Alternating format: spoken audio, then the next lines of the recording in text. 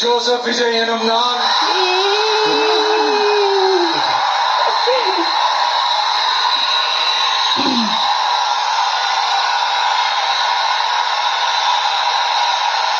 சட்டப்படி அமைக்கப்பெற்ற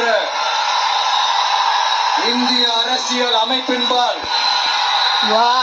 உண்மையான நம்பிக்கையும் மாறா பற்றும் கொண்டிருப்பேன் என்றும் இந்திய நாட்டின்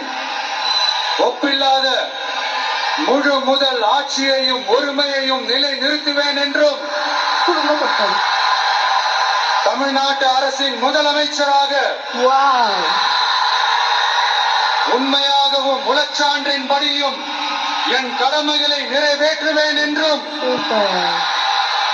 அரசியல் அமைப்பிற்கும் சட்டத்திற்கும் இணங்க அச்சமும் ஒருதலை சார்பும் இன்றி விருப்பு வெறுப்பை விலக்கி பலதரப்பட்ட மக்கள் அனைவருக்கும் நேர்மையானதை செய்வேன் என்றும் ஆண்டவன் மீது ஆணையிட்டு உறுதிமொழிகிறேன்.